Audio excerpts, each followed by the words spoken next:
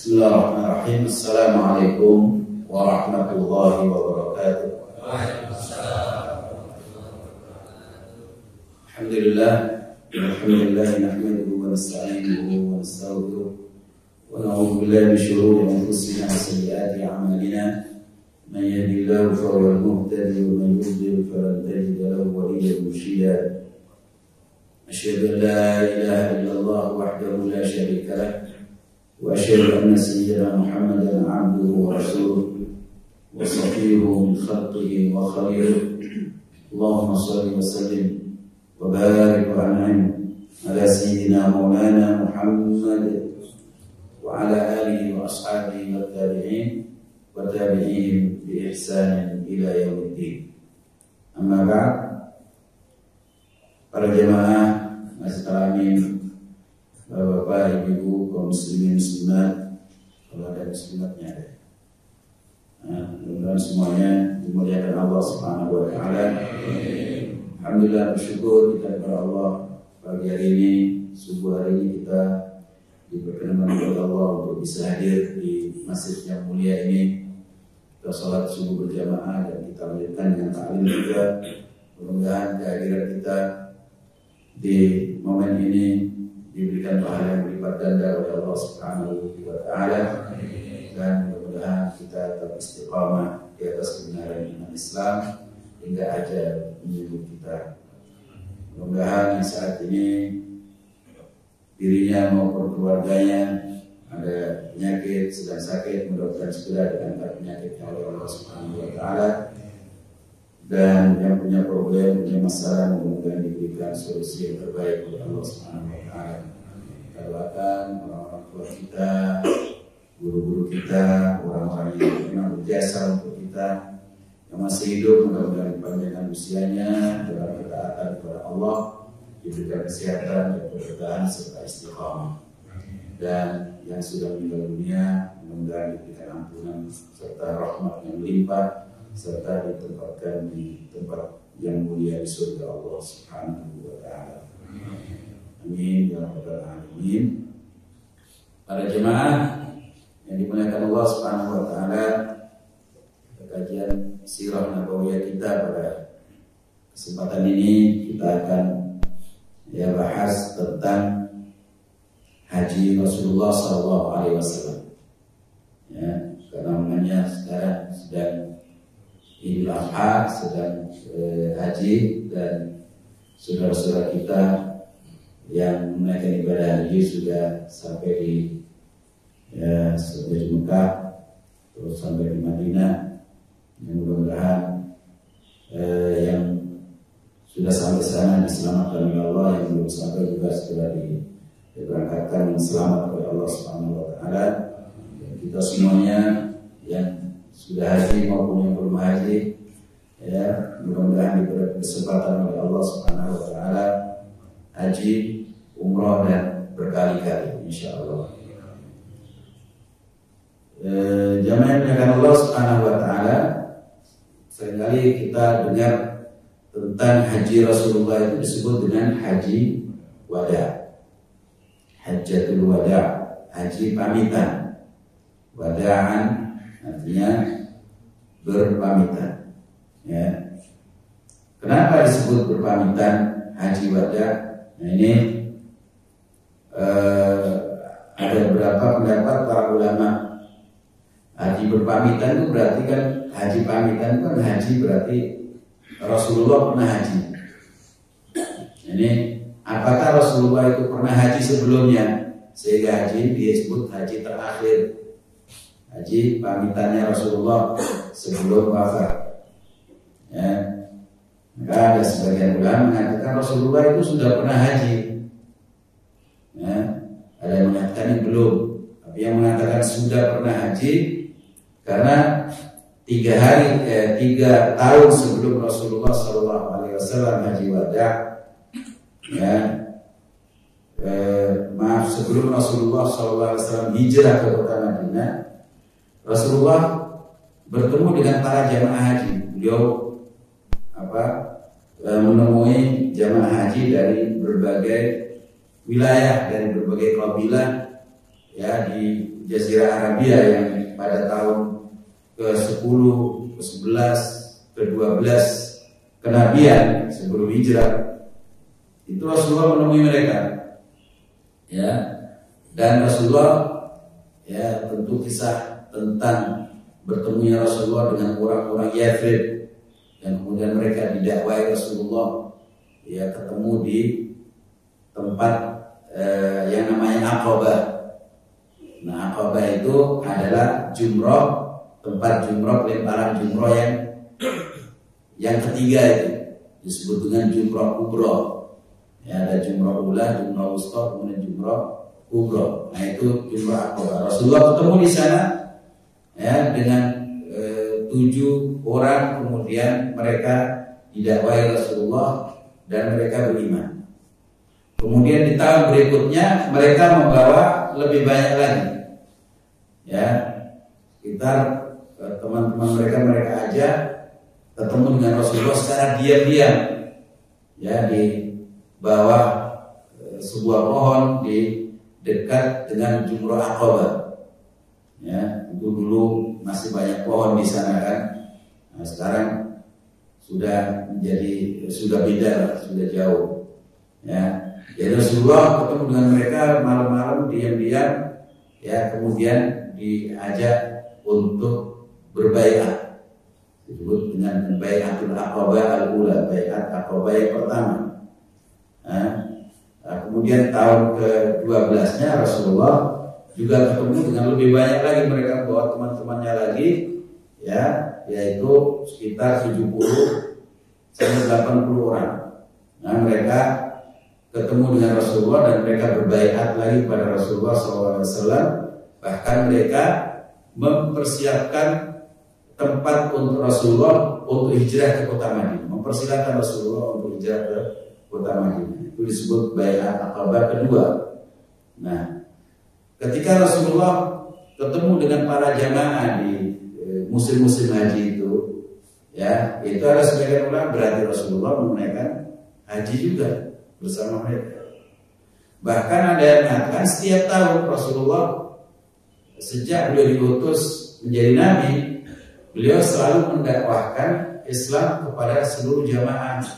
Setiap tahun beliau ketemu dengan para kabilah-kabilah itu. Hanya saja mereka tidak mau beriman pada Rasulullah karena mereka melihat, nah, ini Muhammad ini bagaimana kita bisa beriman kepada dia?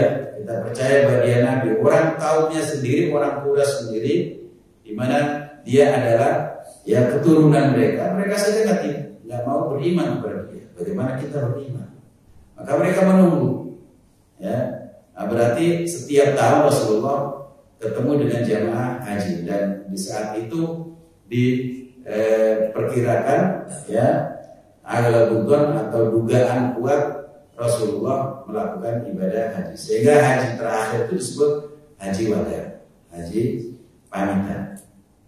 Dan mengatakan bahwa disebut haji wada karena memang ini isyarat Rasulullah SAW sudah berakhir masa tugasnya sebagai nabi, sebagai rasul, di mana beliau, ya, ingin dipertemukan oleh Allah dengan umatnya, hasil dari dakwah beliau selama 23 tahun. Ya, selama 23 tahun. Nah, itu hasilnya biar Rasulullah tahu hasil kamu berjuang selama ini jumlahnya. Nah, jumlah yang ikut haji bersama Rasulullah, karena pada saat haji yang terakhir itu Rasulullah kemudian mengumumkan, ya, kepada seluruh kaum muslimin yang sudah masuk Islam, orang Arab yang sudah masuk Islam, agar ikut bersama Rasulullah untuk haji. Rasulullah mengatakan, ya ayyuhan nas, innallaha iftarada alaikumul hajja fahujju. Wahai manusia, sungguhnya Allah telah memfardukan haji kepada kalian, maka laksanakan haji. Maka semua kabilah-kabilah sekitar Mekah, perjalanan antara Madinah, sekitar Madinah yang sudah masuk Islam, kabilah-kabilah berkumpul di kota Madinah. Dan dalam sejarah ahli tarikh menyebutkan jumlah ketika di kota Madinah itu adalah 124.000 orang. Ya, ada qaul yang lain mengatakan 130, ada yang mengatakan 144.000. Ya, jadi mereka adalah hasil dakwah Rasulullah SAW, hasil perjuangan beliau, dan tentu Rasulullah SAW ya ingin diberikan kabar gembira oleh Allah dengan keimanan orang yang sedemikian banyak itu, dan itu menjadi sebuah kabar gembira bahwa nanti mereka lah yang akan menyebarkan Islam, karena ketika di Arafah, ketika Rasulullah khutbah di Arafah itu, mereka dimintai kesaksian apakah saya sudah menyampaikan risalah atau belum. Mereka semuanya mengatakan, kami bersaksi bahwa engkau telah menyampaikan amanah, telah mendakwahkan risalah misi ini, dan engkau telah menasihati dan memberikan pencerahan kepada umat. Mereka semuanya bersaksi. Maka Rasulullah kemudian mengangkat tangannya tinggi-tinggi mengatakan, ya Allah, Allahumma fashhad. Ya Allah, ya, saksikan bahwa mereka telah bersaksi saya telah menyampaikan risalah saya.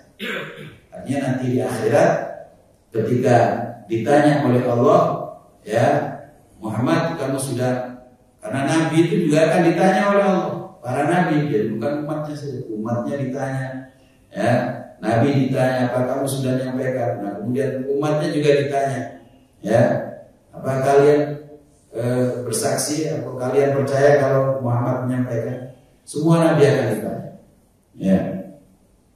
Maka kita kembali pada perjalanan haji Rasulullah SAW ketika sudah berkumpul di kota Madinah, ya sekitar 124 atau 144.000 manusia itu, ya mereka mengikuti Rasulullah, ingin belajar langsung dari Rasulullah bagaimana manasik, bagaimana apa yang disampaikan Rasulullah selama perjalanan haji itu. Ingin mereka belajar langsung, ketemu dengan Rasulullah, bagaimana caranya beribadah, bagaimana caranya melaksanakan manasik dan seterusnya. Maka Rasulullah mengatakan, khudhu anni manasikakum, ambil cara manasik kalian dari aku, artinya ikuti saja saya. Dan oleh karena itu para sahabat Rasulullah mengikuti bagaimana yang dilakukan oleh Rasulullah SAW. Kalau mereka ada keraguan-keraguan, mereka langsung tanya kepada Rasulullah dan Rasulullah berikan fatwanya. Nah, itu keinginan mereka itu terkabul untuk ketemu langsung dengan Rasulullah SAW. Maka Rasulullah berjalan tanggal 24 Dzulqa'dah. Kita sekarang sudah lebih 24 atau 25 Dzulqa'dah. Nah, besok sudah tanggal 1, tanggal 30 sekarang. Jadi 30 Dzulqa'dah. Rasulullah jalan tanggal 25 Dzulqa'dah, kemudian ngambil miqat di Bir Ali, itu dulu namanya Dzulhulaifah, ya. Rasulullah membersihkan dirinya mulai dari rumah, kemudian dikasih wangi-wangian kasih parfum oleh Aisyah radhiyallahu taala anha, ya. Rasulullah kemudian sampai di miqat. Nah, kemudian Rasulullah mabit di miqat atau menginap di situ. Nah, kemudian setelah itu pagi Rasulullah bersih-bersih lagi, setelah sholat subuh, kemudian bahkan ada riwayat sholat duhur, ya. Rasulullah sholat duhur di mana Dzulhulaifah itu, ya, itu artinya ada yang mengatakan bahwa orang yang mulai ihram itu harus sesudah sholat, ya. Apakah dia kalau waktu sholat wajib, ya sholat wajib, ya. Nah setelah itu baru niat ihram, talbiyah, atau membaca talbiyah pertama, labbaik Allahumma hajjan, atau labbaik Allahumma umratan fi hajjin, atau labbaik Allahumma umratan mutanabbi'an biha ilal hajj. Tiga-tiga niat itu menunjukkan bahwa ya ada 3 macam ihram, ada 3 macam haji. Jadi haji yang pertama labbaik Allahumma hajjan, itu berarti haji saja disebut haji ifrad. Ya, labbaik Allahumma umratan fi hajj, ya saya memenuhi panggilan ya Allah untuk menunaikan umrah dalam haji. Artinya haji dan umrah sekaligus ya satu paket. Itu disebut haji qiran. Kemudian haji tamattu, labbaik Allahumma umratan mutamatti'an biha ila haji. Ya, memenuhi panggilan ya Allah, umrah, melakukan umrah dengan tamattu sampai menunaikan haji. Maka itu yang dilakukan oleh Rasulullah adalah yang kedua, qiran. Jadi Rasulullah membawa hewan kurbannya, ya hewan dannya langsung dari kota Madinah, membawa 100 ekor unta untuk jadi hewan dan. Ya. Nah, kalau kita satu biasanya kan bayar dan itu cuma 1 kambing saja kan, masing-masing 1 kambing. Rasulullah 100 ekor unta dibawa langsung dari kota Madinah dengan para gembalanya yang mengembalakan, diajak juga untuk mengembalakan unta Rasulullah. Itu juga sahabat-sahabat yang lain yang membawa dan ya juga dibawa langsung dari kota Madinah. Nah, sampai Rasulullah SAW ya di Mekah, kemudian melakukan tawaf, dan itu sampai di kota Mekah tanggal ya 8 hari berarti tanggal berapa itu? Ya, tanggal 4 ya. Tanggal 4 Dzulhijjah. Ya. Tanggal 3 dan tanggal 4 Dzulhijjah Rasulullah sampai ke Mekah, kemudian melakukan tawaf. Nah, ketika tawaf itulah ya Rasulullah melakukan iltiba, yaitu membuka bagian kanan ya, pundak beliau dan menutup sebelah kiri pundak beliau. Nah, itu sebagai tanda bahwa orang-orang Islam masih kuat ketika orang-orang Quraisy yang tahun ke-6, tahun ke-7 ya, tahun ke-6 itu Rasulullah kan melakukan umroh, kemudian sebelum masuk kota Mekah dicegat oleh orang Quraisy, tidak boleh masuk. Maka kemudian terjadilah perselisihan dan kemudian terjadi perdamaian, perjanjian damai.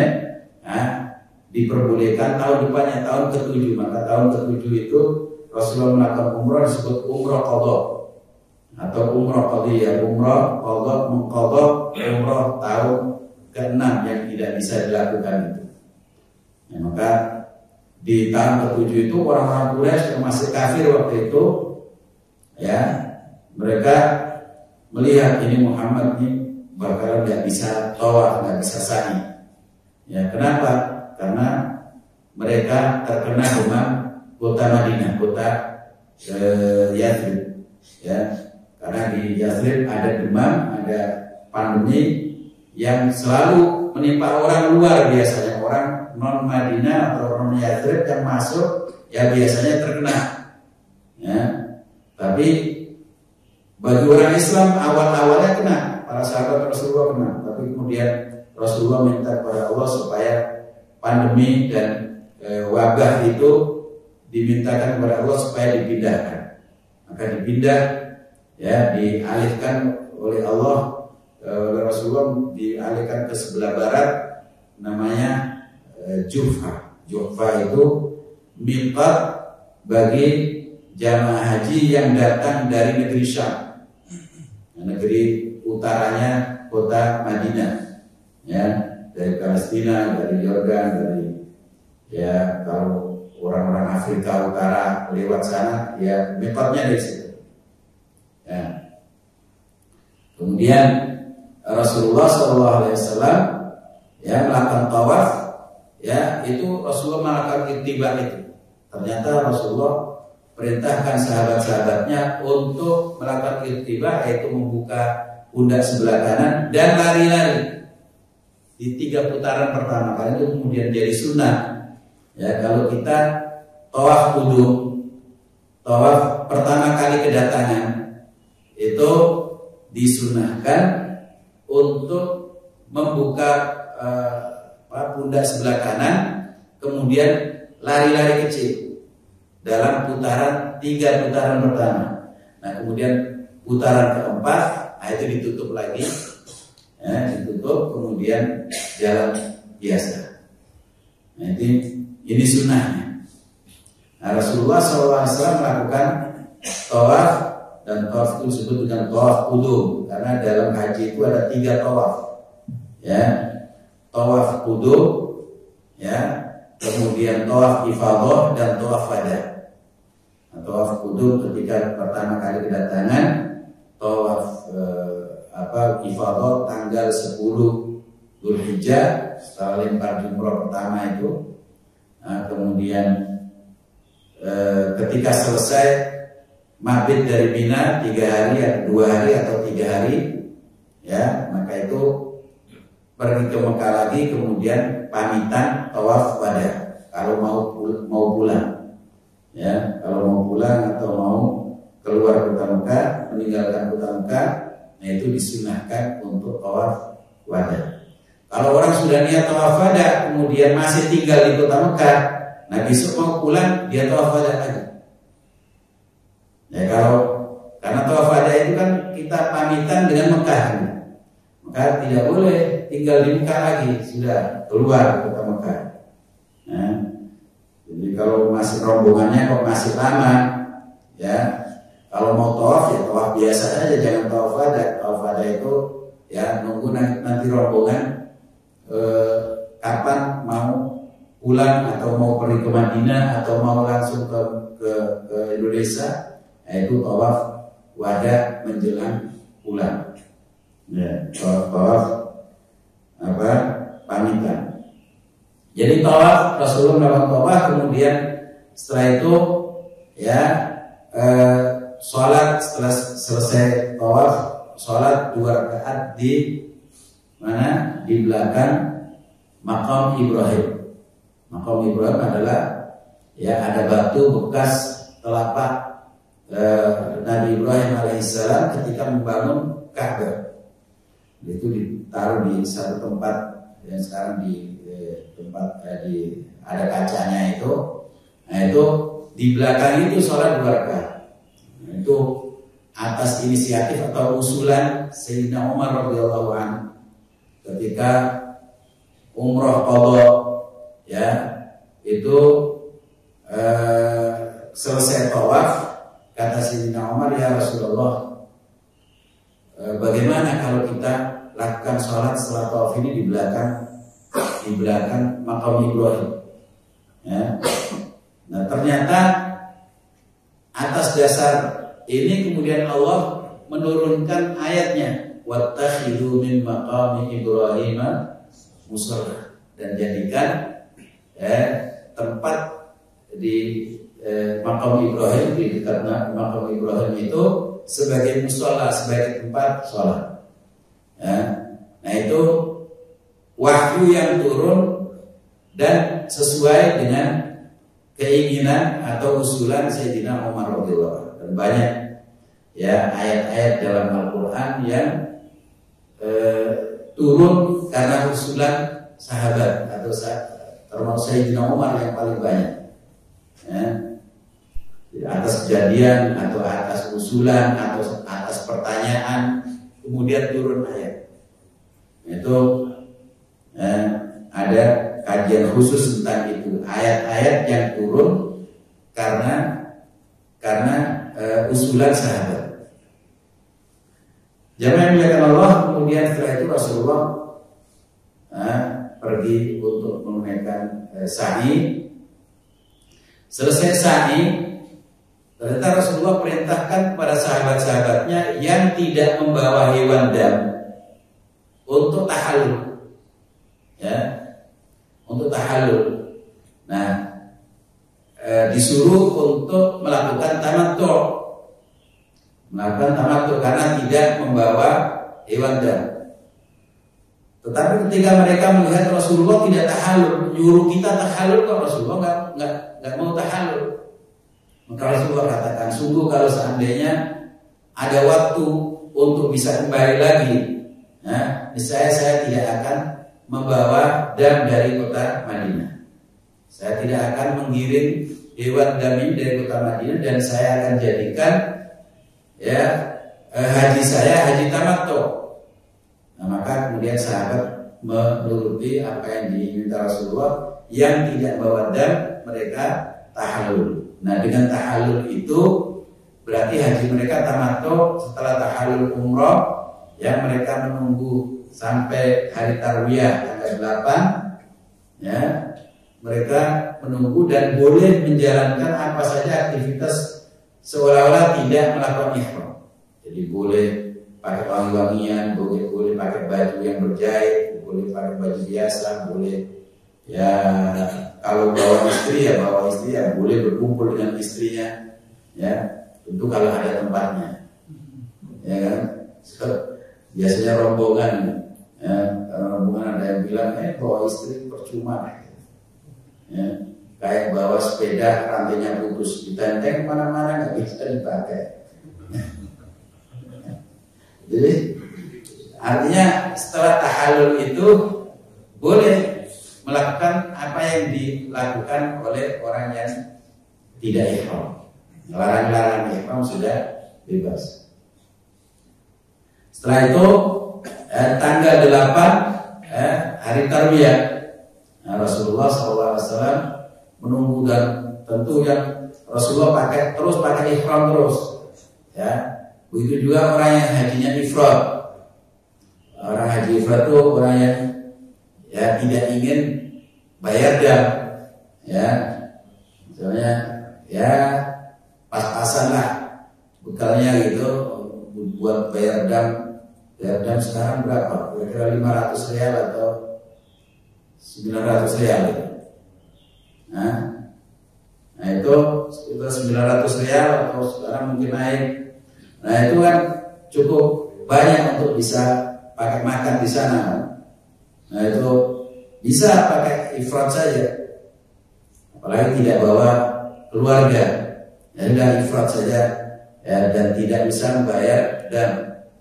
Nah ketika ifrad atau qiran tidak boleh melepaskan setelah umroh tadi itu, setelah tawaf dan sa'i tidak boleh melepaskan ihramnya, tetap dalam ihramnya sampai tanggal 8 atau hari tarwiyah, langsung menjalankan atau menuju ke Mina.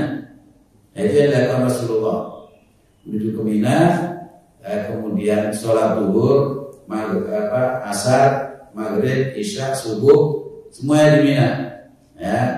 Di waktunya sendiri-sendiri, ada yang mengatakan begitu, ada yang mengatakan boleh dijamak, antara maghrib, zuhur dan asar, maghrib dan isya.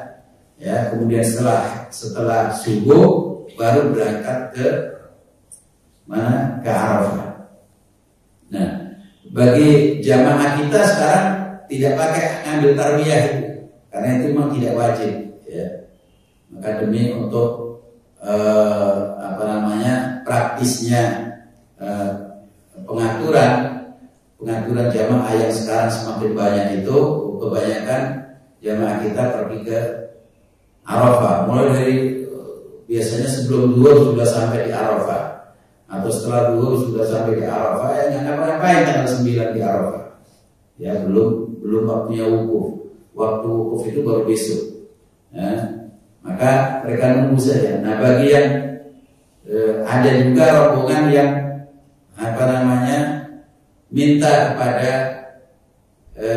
panitia haji, biasanya kadang-kadang satu rombongan lah, kami ingin seperti yang dilakukan Rasulullah, tanggal 8 itu kami ingin ke Mina saja. Oh nggak boleh Pak, biasanya kan nggak boleh, enggak, kami saya cuma sedikit saja, satu rombongan, satu bis ya, misalnya begitu. Nah, itu kadang-kadang kalau didesak-desak panitia juga nyerah juga gitu. Nah, hanya ikut mereka malam itu mabit di Mina. Itu sunnah sifatnya. Nah, pagi Ya, karena mereka biasanya kami ingin seperti Rasulullah, nampak tilas hajinya Rasulullah. Ya udah, kalau dulu saya jalan kaki saja karena masih muda waktu itu ya. Nah, jalan kaki ya, dari Mekah ke Mina, dari Mina ke Arafah jalan kaki ya. Karena masih mahasiswa, semangat sama teman-teman. Nah itu maka pagi hari Rasulullah ke mana, ke Arafah, sampai di Namirah. Sampai di Namirah sudah dibuatkan satu tenda, satu kubah ya oleh sahabat-sahabatnya. Rasulullah masuk situ, kemudian ya Rasulullah berteduh di situ ya, sampai nunggu zuhur, yaitu di tempat yang namanya Namirah yang sekarang dijadikan sebagai Masjid Namirah. Nah, Masjid Namirah itu tempat Rasulullah berteduh itu belum masuk Arafah.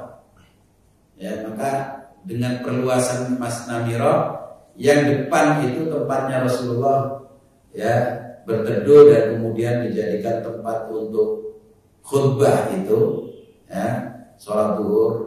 Nah, itu belum masuk Arafah. Nah, misalnya kalau orang ya sekarang AC-nya enak gitu kan, adem situ, di luar panas sekali. Ya, kemudian ya di sini saja misalnya. Kemudian dia di dekat tempat paimaman gitu. Kemudian sampai maghrib dia pergi ke Muzdalifah langsung, nggak seharinya. Harus balik lagi malam itu kalau memang dia mau wukufnya sih. Balik lagi ke Arafah sampai terbit fajar masih diperbolehkan. Ya. Jadi kalau dia tidak keluar, harus mundur ke belakang atau keluar masjid menuju ke tempat wukuf itu. Nah, kalau tidak itu dia tidak sah. Karena itu ya bagi yang belum pernah haji ya jangan nekat sendirian gitu. Ya, karena nggak tahu dia bagaimana, harus kemana, harus bagaimana. Ya, sekalipun sudah pernah belajar manasik, sudah pernah ikut manasik, kalau sudah di lapangan beda. Ya, harus ada yang membimbing atau harus ada teman yang sudah ngerti, begitu. Nah, setelah itu Rasulullah SAW waktu zuhur, ya sebelum masuk waktu zuhur Rasulullah khutbah, ya yaitu khutbah Arafah yang sangat terkenal dengan khutbah Haji Wada. Ya, istilah Rasulullah berkhutbah menyampaikan ya ringkasan dari ajaran-ajaran Islam ya, terkait dengan urusan jahiliyah sudah tidak boleh lagi muncul di tengah-tengah umat ya, termasuk riba, termasuk ya segala tradisi-tradisi jahiliyah sudah harus dihilangkan. Nah, misalnya haji tradisi jahiliyah harus dihilangkan. Tidak boleh ada berhala, tidak boleh ada penyembahan kepada selain Allah ya. Karena itu tahun ke-9 ketika Rasulullah belum haji, tapi Rasulullah mengirimkan ya jamaah haji yang dipimpin oleh Abu Bakar, diperintahkan karena tahun ke-9 itu orang-orang musyrik masih ikut haji. Nah, Abu Bakar suruh umumkan kepada seluruh jamaah haji bahwa mulai tahun ini ya tidak boleh ada orang yang haji dari kaum musyrikin. Ya, la yahujju ba'dal 'ami musyrik wa la yatufu bil baiti uryan. Tidak boleh ada setelah tahun ini ada orang musyrik yang pergi haji ya, dan tidak boleh ada yang tawaf di Baitullah dalam keadaan telanjang. Jadi itu tradisi jahiliyah. Orang tawaf sambil telanjang bulan. Karena apa? Karena menganggap kalau tidak punya kain ihram itu harus belinya di sana, harus disediakan oleh panitia. Nah, ketika kain ihram sudah habis, sementara orang bawa pakaiannya dari luar, dari daerahnya, dari kampungnya, ini tidak boleh karena tanah ini tanah suci, tempatnya tempat suci, sementara pakaian yang dibawa dari rumah itu adalah penuh dengan kotoran dosa. Maka harus ditanggalkan semuanya dan kemudian tawaf dalam keadaan telanjang, karena itulah suci. Orang yang telanjang itu sama dengan saat dilahirkan ibunya dalam keadaan fitrah. Saat dilahirkan ibunya nggak pakai pakaian, maka dia suci. Ketemu dengan tempat suci, harus suci. Nah, itu pemahaman seperti itu ya ada di kalangan kaum jahiliyah, bahkan kaum jahiliyah modern. Ya, kalau mau nampak suci dan ada aliran-aliran atau paham seperti itu, kelompok yang mengatakan untuk kembali kepada kesucian ya ada ritual-ritual telanjang sama-sama kelompoknya. Nah, ada seperti itu. Ya, di Indonesia itu ratusan paham menyimpang itu banyaknya. Paham-paham menyeleneh juga ada. Ya.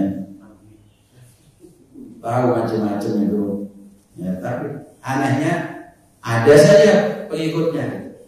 Ya, ini nggak tahu umat kita ini gampang dibodohin oleh orang-orang yang nggak bertanggung jawab.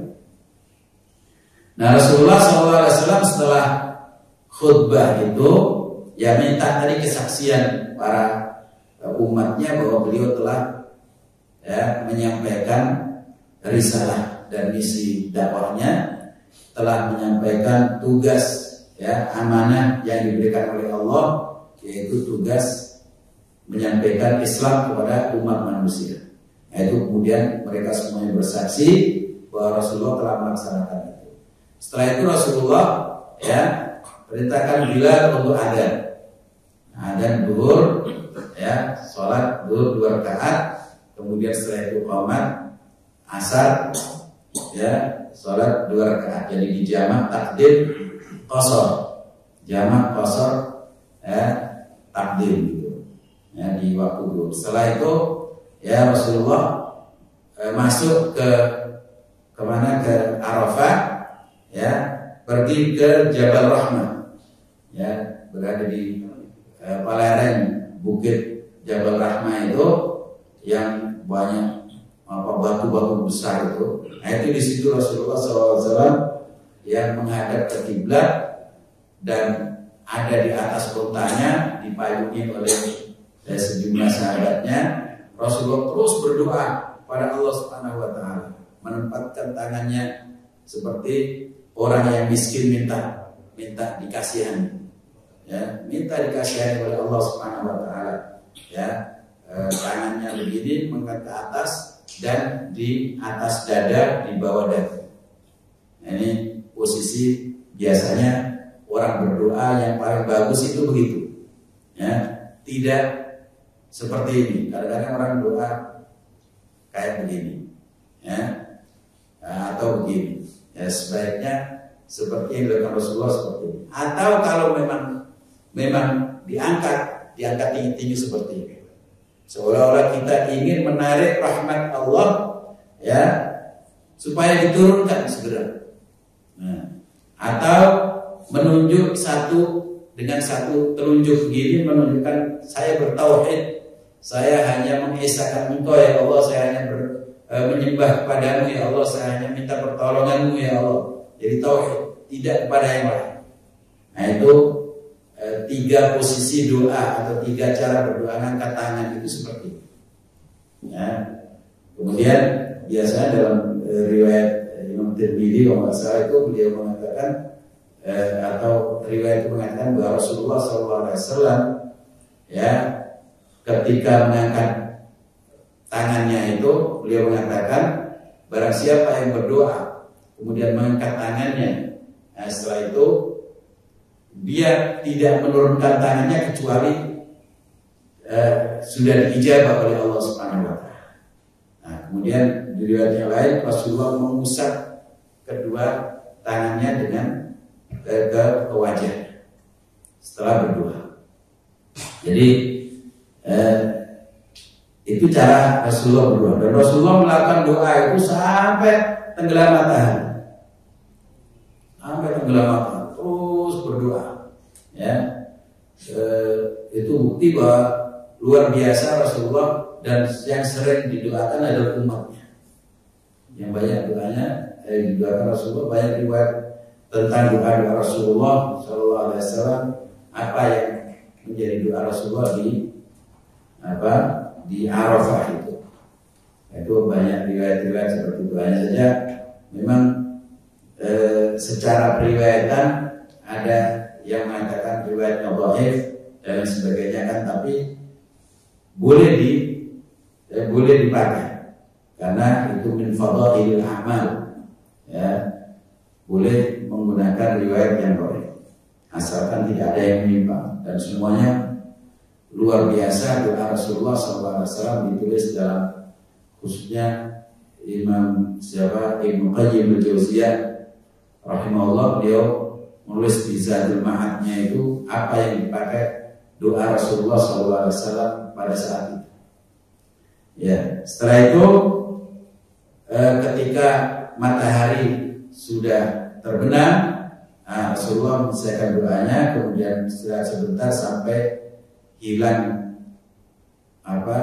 mega merah, ya, menu merah di sebelah barat itu warna merah. Nah, itu baru Rasulullah berangkat menuju ke Muzdalifah. Ya. Sampai di Muzdalifah, beliau membonceng Usama bin Zaid di belakangnya.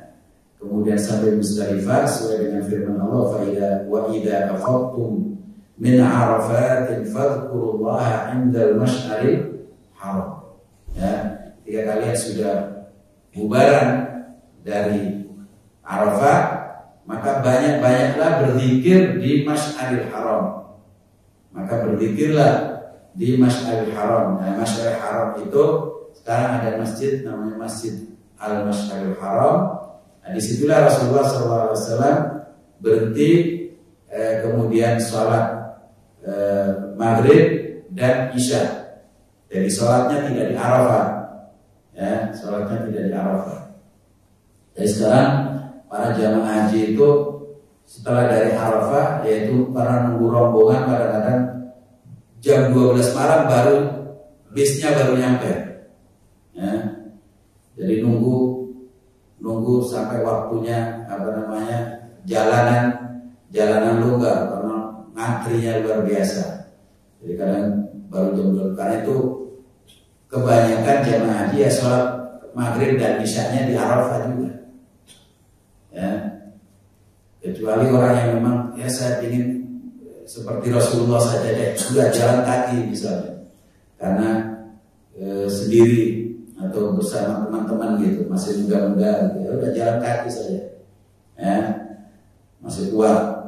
Nah, itu antara Arafah dengan Muzdalifah itu kan tidak terlalu jauh, mungkin sekitar berapa? 10 kilo ya. 10 kilo jalan kaki biasa kalau anak muda lah. 10 kilo biasa romas gitu. Udah romas dari Arafah. Saya dulu dari Mina ke Arafah saja udah sama teman-teman nanti muda jalan kaki saja. Anggap saja ini romas. Waktu kemah itu kan seperti itu. Iya.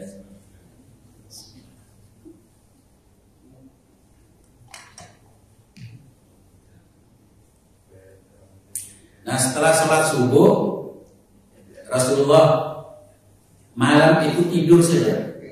Jadi setelah sholat isya itu beliau langsung tidur, tidak melakukan qiyamul lail, tidak seperti biasanya, karena siang sudah aktivitasnya luar biasa panasnya seperti itu. Dua hari matahari Rasulullah sudah tidur saja. Tentu ini memberikan kemudahan bagi umatnya, ya. Jangan sampai sudah siang capek kemudian malam dipakai qiyamul lail. Kalau seandainya Rasulullah malam itu qiyamul lail, nah itu akan menyulitkan atau memberati para umatnya setelah beliau. Wah, Rasulullah dulu qiyamul lail di sini, ya kita qiyamul lail.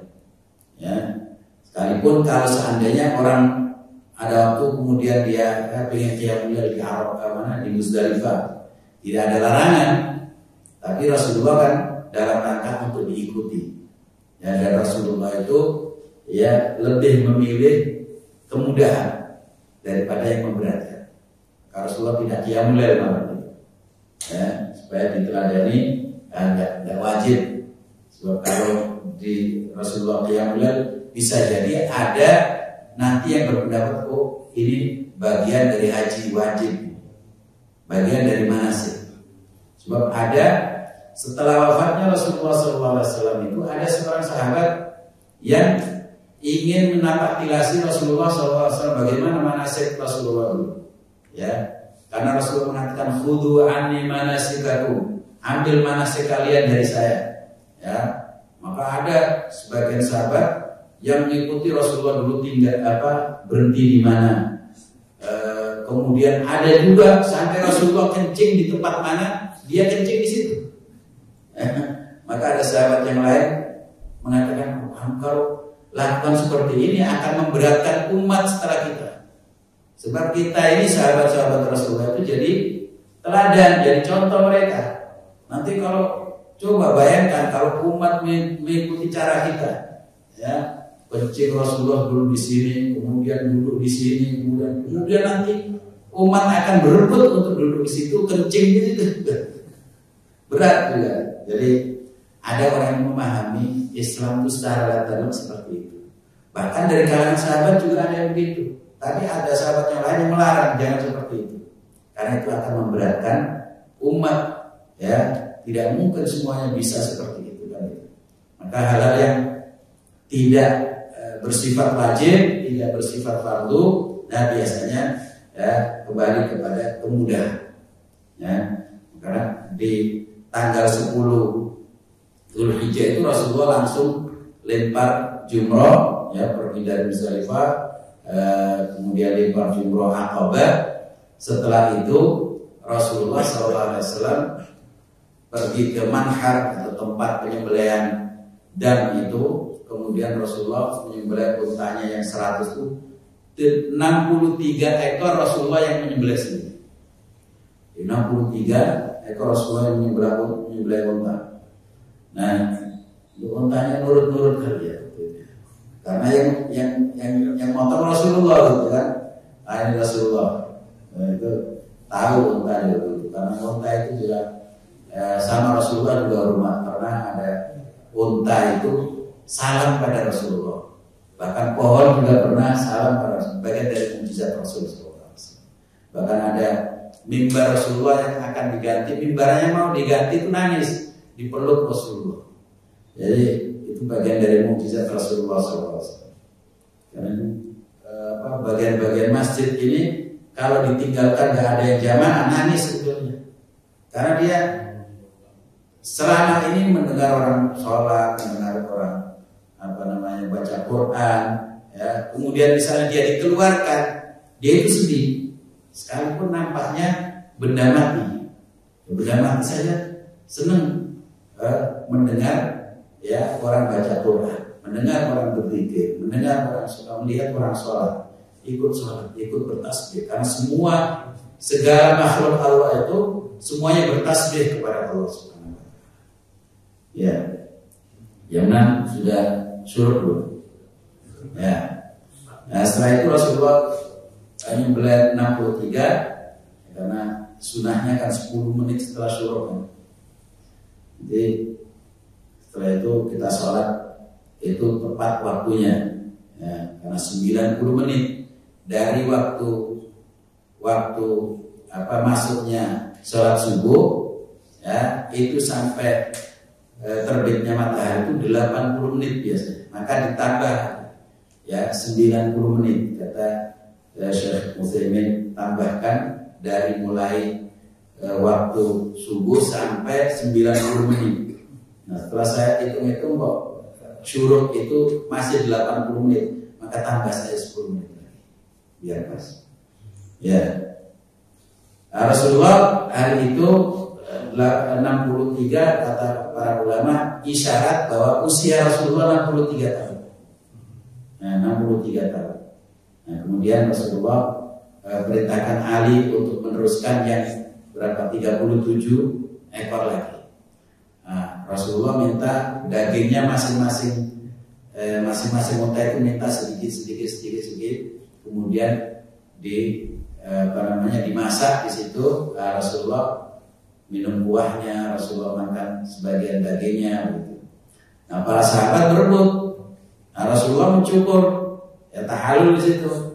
Nah, itu mereka berebut bekas Rasulullah. Bahkan ketika Rasulullah meludah pun mereka berebut ludah Rasulullah. Ya. Kenapa? Ludah Rasulullah nggak seperti ludah kita. Ya. Ludah kita bau gitu kan. Nah, Rasulullah ludahnya wangi. Nah, mereka berebut itu ludah Rasulullah. Tidak ada ludah yang jatuh ke tanah, tidak ada. Ya, mereka langsung balurkan ke pakaian, ke tubuh mereka, wangi. Ya, itu keistimewaan Rasulullah SAW, mujizat. Ya, rambut Rasulullah disimpan oleh mereka, seterusnya. Setelah itu Rasulullah pergi tawaf ifadah, ya. Kemudian Rasulullah kembali lagi ke Mina. Ya, tentu bagi orang yang tamattu setelah tawaf ifadah, sa'i. Itu namanya sa'i haji. Ya, kalau sa'i pertama bagi yang tamattu itu sa'i umroh. Nah, bagi yang qiran, ya boleh sa'i boleh tidak. Karena sudah include satu kali pekerjaan, tapi niatnya dua, ya umroh dan haji, ya sudah selesai. Jadi langsung Rasulullah tawaf, setelah tawaf kemudian pergi lagi ke Mina, mabit di Mina. Dengan begitu setelah umroh, setelah tawaf ifadah sudah otomatis tahallul, namanya tahallul tsani. Tahallul awal itu setelah lempar umroh. Nah, itu setelah tahallul awal itu orang boleh melakukan apa saja kecuali kumpul istri. Nah, barulah setelah tawaf kedua, setelah tahallul kedua itu selesai tawaf ifadah, itu namanya tahallul tsani. Nah, tahallul tsani itu, nah dia boleh melakukan apa saja termasuk berkumpul dengan istrinya. Iya. Nah, setelah itu Rasulullah nginap mabit di Mina 3 hari 3 malam. Ya, tapi boleh bagi ada orang yang nafar awal yaitu tanggal 12, ya, itu dipersilakan Rasulullah. Yang mau nafar awal silakan, karena Allah berfirman sebagaimana tadi dibaca di sholat tadi, faman ta'ajjala fi yawmaini fala ithma 'alaihi wa man ta'akhkhara fala ithma 'alaihi biman ittaqa. Jadi ya mau 2 hari silakan, mau 3 hari boleh, ya diperbolehkan. Nah, Rasulullah ngambil yang 3 hari untuk, karena Rasulullah untuk diteladani, ya, untuk dicontoh oleh umatnya setelah beliau. Nah, barulah setelah itu pulang ke Mekah lagi dan melakukan tawaf wada. Nah, ketika tawaf wada itulah, ya, siapa namanya, Aisyah radhiyallahu anha nangis. Tanya, kenapa kamu nangis? Ya Rasulullah, teman-teman saya pulang ke Madinah dengan membawa haji dan umroh. Sementara saya ketika ihram pertama itu saya dalam keadaan haid, datang bulan, ya berarti saya dapat haji saja nggak dapat umroh. Oh, maka Rasulullah SAW biar tidak sedih Aisyah perintahkan Abdurrahman bin Abu Bakar, saudara Aisyah itu, tolong ini ajak ke Tan'im. Diajak ke Tan'im, lalu ngambil miqat dari Tan'im. Kemudian Rasulullah nunggu di tempat yang namanya Al-Batha. Kalau Al-Batha itu sekarang mungkin di sekitar Aziziyah gitu, menuju kota Madinah, melalui Aziziyah sana.